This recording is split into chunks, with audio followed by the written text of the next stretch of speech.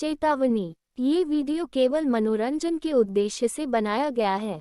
इसे गंभीरता से या वास्तविकता के प्रतिबिंब के रूप में नहीं लिया जाना चाहिए। कृपया इस वीडियो को सावधानी से देखें।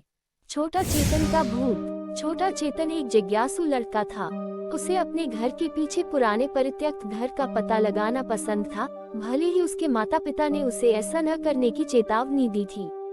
वह रात में हाथ में टॉर्च लेकर चुपचाप बाहर निकलता था और धूल भरे कमरों और चरमराते हॉलवे में घूमता था। एक रात छोटा चेतन अटारी की खोजबीन कर रहा था, तभी उसे एक शोर सुनाई दिया। वह ठिठक गया, उसका दिल उसकी छाती में धड़क रहा था। शोर फिर आया। ये हल्की खरोंचने की आवाज थी, जो पुराने बक्सों के ढेर के पीछे से आ रही थी। छोटा चेतन धीरे धीरे बक्सों के पास पहुंचा, उसकी टॉर्च अंधेरे में फंस गई। वह आगे बढ़ा और एक डिब्बे को एक तरफ धकेल दिया। उसके पीछे दीवार में एक छोटा सा छेद था।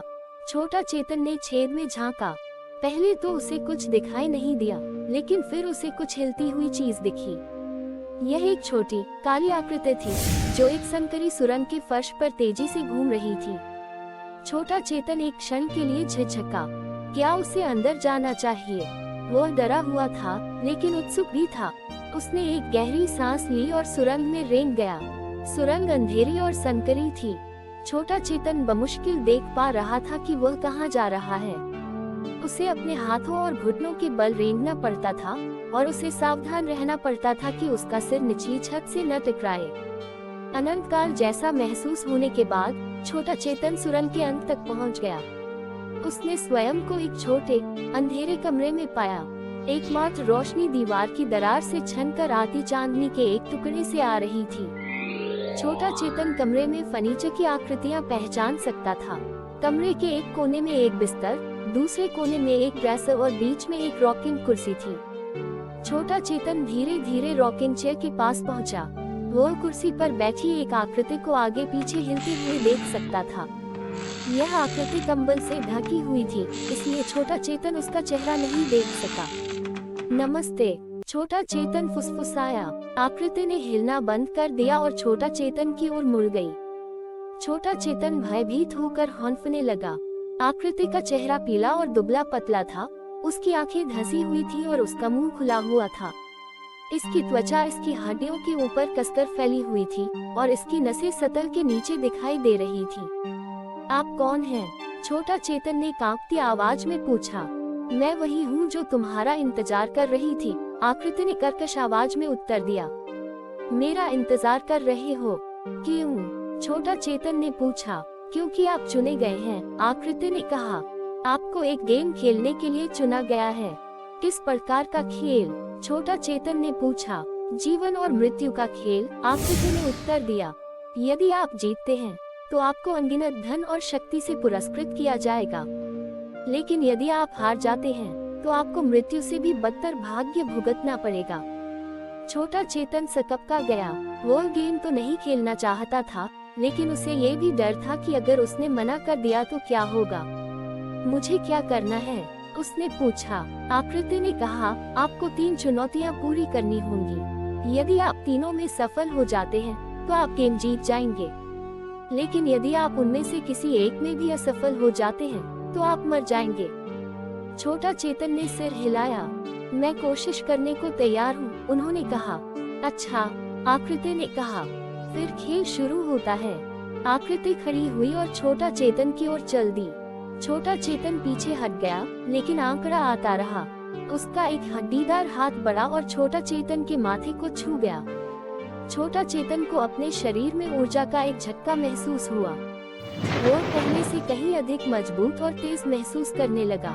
उसे भी जानने का एक अजीब एहसास हुआ। वह जानता था कि उसे क्या करना है। धन्यवाद, छोटा चेतन ने आकृति से कहा। आकृति मुस्कुराए। इसमें कहा गया, आपका स्वागत है। अब जाओ और अपने आप को साबित करो।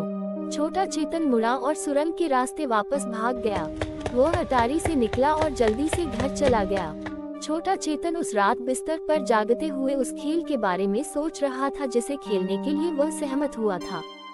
वह जानता था कि चुनौतियां खतरनाक होंगी, लेकिन वह जीतने के लिए दृढ़ था। उसे जीतना ही था। अगली सुबह छोटा चेतन जल्दी उठकर जंगल में चला गया। वह जानता था कि पहली चुनौती वही उसका इंतजार कर रही होगी। जब वह जंगल में पहुंचा, तो छोटा चेतन ने बीच में एक बड़ा ओक का पेड़ देखा। पेड़ अजीब प्रतीकों और नक्काशी से ढका हुआ था। छोटा चेतन पेड़ के पास गया और एक नक्काशी पर अपना हाथ रखा। उसे अपने हाथ में झुनझुनी महसूस हुई और नक्काशी चमकने लगी। Dot dot dot. अचानक ओक के पेड़ के तने में एक दरवाजा दिखाई दिया। छोटा चेतन एक पल के लिए झिझका, लेकिन फिर उसने दरवाजा खोला और अंदर चला गया। उसने खुद को एक अंधेरे और संकरे रास्ते में पाया। दीवारें हड्डियों और खोपड़ियों से अटी पड़ी थी। छोटा चेतन पानी टपकने की आवाज और कभी कभी टकराने की आवाज सुन सकता था। छोटा चेतन जानता था कि वह खतरे में है, लेकिन वह चलता रहा। उन्हें चुनौती पूरी करनी थी। वह कई घंटों तक चलता रहा, जब तक कि वह एक बड़े कक्ष में नहीं पहुंच गया। कक्ष के मध्य में काले पानी का एक तालाब था। छोटा चेतन जानता था कि उसे पूल में तैरना है, लेकिन वह ये भी जानता था कि पानी में कोई खतरनाक चीज छिपी हुई है। उसने एक गहरी सांस ली और तालाब में कूद पड़ा। पानी ठंडा और चिपचिपा था। छोटा चेतन को अपने पैरों से कुछ टकराता हुआ महसूस हुआ। उसने तेजी से तैरने की कोशिश की। जब छोटा चेतन को लगा कि उसे नीचे खींच लिया जाएगा, तो वह पुल की दूसरी तरफ पहुंच गया। वह पानी से बाहर निकला और थककर जमीन पर गिर पड़ा। वह पहली चुनौती से बच गए थे। दूसरी चुनौती एक पुराने मंदिर के खंडहरों में छोटा चेतन का इंतजार करना था। मंदिर लताओं और घास फूस से भर गया था और हवा कीड़ों की आवाज से भर गई थी। छोटा चेतन ने मंदिर में प्रवेश किया और खुद को एक बड़े हॉल में पाया। दीवारें राक्षसों और राक्षसों के चित्रों से पटी हुई थी। हॉल के केंद्र में एक राक्षस की मूर्ति थी। राक्षस ने हाथ में तलवार पकड़ रखी थी। छोटा चेतन जानता था कि दूसरी चुनौती को पूरा करने के लिए उसे राक्षस को हराना होगा। उसने अपनी तलवार निकाली और राक्षस पर हमला कर दिया। राक्षस ने दहाड़ते हुए छोटा चेतन पर अपनी तलवार घुमा दी। छोटा चेतन ने हमले से बचकर जवाबी हमला किया। उन दोनों के बीच घंटों तक लड़ाई होती रही।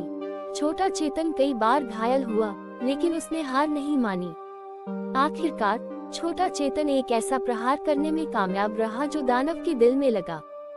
राक्षस लड़खड़ाकर वापस जमीन पर गिर पड़ा और मर गया। छोटा चेतन ने राक्षस को हरा दिया था। उन्होंने दूसरी चुनौती पूरी कर ली थी। तीसरी चुनौती सबसे कठिन थी। छोटा चेतन को एक पहाड़ की चोटी की यात्रा करनी थी और एक पवित्र अवशेष प्राप्त करना था। पहाड़ ऊंचा और दुर्गम था।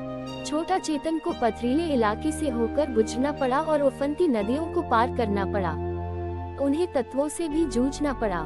हवा तेज थी और बारिश तेज थी, लेकिन छोटा चेतन ने पहाड़ की चोटी तक पहुंचने की ठान ली थी।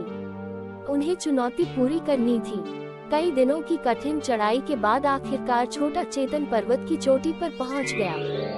उन्हें एक गुफा में पवित्र अवशेष मिला। छोटा चेतन ने अवशेष उठाया और अपने हाथों में पकड़ लिया। उसे अपने अंदर शक्ति का प्रवाह महसूस हुआ। उन्होंने तीसरी चुनौती पूरी कर ली थी। उन्होंने गेम जीत लिया था। छोटा चेतन पुराने परित्यक्त घर में लौट आया और रॉकिंग चेयर में बैठे व्यक्ति को पवित्र अवशेष भेंट किया। आकृति मुस्कुराए।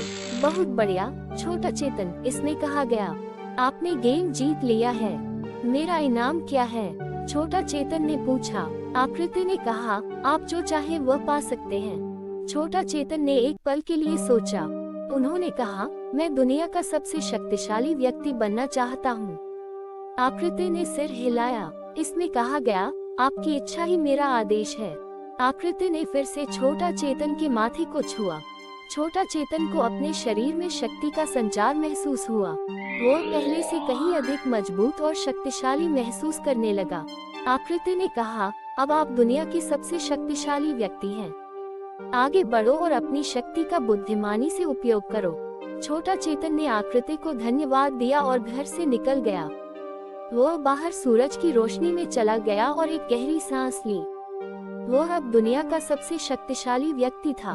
वह जो चाहे वह कर सकता था, लेकिन छोटा चेतन जानता था कि बड़ी ताकत के साथ बड़ी जिम्मेदारी भी आती है। उन्होंने दूसरों की मदद करने और दुनिया को एक बेहतर जगह बनाने के लिए अपनी शक्ति का उपयोग करने की कसम खाई और इस तरह छोटा चेतन दुनिया का अब तक का सबसे महान नायक बन गया। उन्होंने अपनी शक्ति का उपयोग अन्याय से लड़ने और निर्दोषों की रक्षा के लिए किया। वो लोगों के सच्चे हिमायती थे। वर्ल्ड्स नेचर यूट्यूब चैनल के सभी दर्शकों को धन्यवाद। अगर आपको ये कहानी पसंद आई है तो कृपया इस चैनल को लाइक और सब्सक्राइब करें ताकि आप हमारे नए वीडियो मिस न करें। हमारी नई कहानी जल्द ही आ रही है।